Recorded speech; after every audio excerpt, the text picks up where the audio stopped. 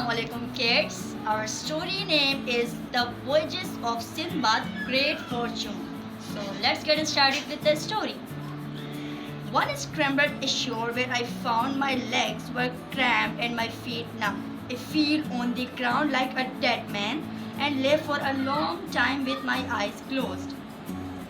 It was some time before I began to crawl on my hands and knees towards the edge of the wood, where I found nuts, berries, and reviving springs water. Feeling somewhat better, I began to explore the island and found it to be a pleasant one. Walking for some time, I caught the outline of the living thing.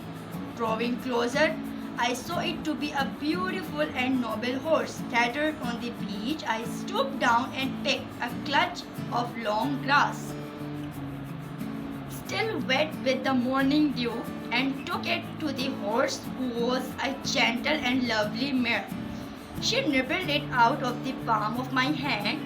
Then all of a sudden, something startled her.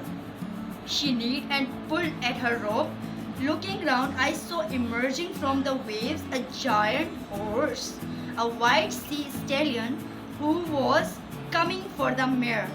I was as startled as the mare by this impossible creature, and I ran back from cover to the woods. From there, I saw that the stallion had taken the mare's rope in his mouth and was dragging her into the sea, where she would surely drown.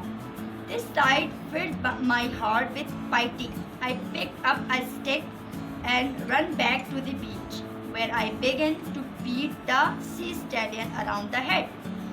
He might surely have turned and kicked me to death, but so furious was my attack that he thought better of it and ran back into the waves from where he had come. The mare was still frisking to and fro with fright, but I took the rope and calmed her down. A few minutes later, I was joined on the beach by a man who called out to me, "Who are you? And where are you from?"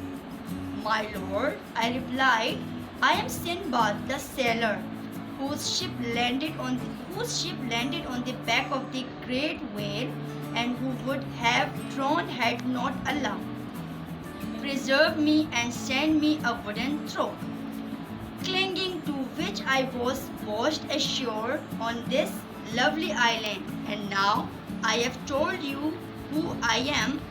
Please return the favor and tell me who you are." He replied, "I am one of the king's grooms, and I look after his favorite mare, whom you just saved from being dragged into the sea and drawn by the sea stallion. And this encounter proved to be my great fortune, for the groom led me to the capital city and the palace. Here I had the honor of meeting King Mirjan, and when I had told him my story, he marveled and said, 'By Allah, you have indeed been miraculously preserved. The fates must have decreed a long life for you, or you would have surely been drowned 1,000 times over. You are one who is blessed by Allah your safety.' Believing me to be favored by God, he treated me kindly. Indeed, he gave me a lucrative job as master of his port and registrar of all the ships that were put in there. One day, the very same ship that I had sailed in visited the island. The captain immediately recognized me and embraced me in his arms. 'Your goods are still safe in the hull of my ship,' he said. This was the most unexpected good news. Thanks be to Allah. I offered the goods as a gift to King Mirjan, who had shown me such good favor. In return, he made me a gift of treasure that was worth 20 times its value. We sailed the Basra where I increased the value of my goods another tenfold in the marketplace, and so I returned to Baghdad as a wealthy man. I bought this palace and many servants and set up a great establishment and soon began to forget all that I had suffered.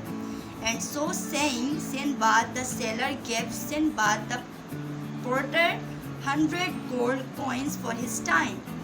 And the porter left for his humble home, pondering his great good fortune. And that was the story of the first voyage of Sinbad the Sailor. Now here we come to the end.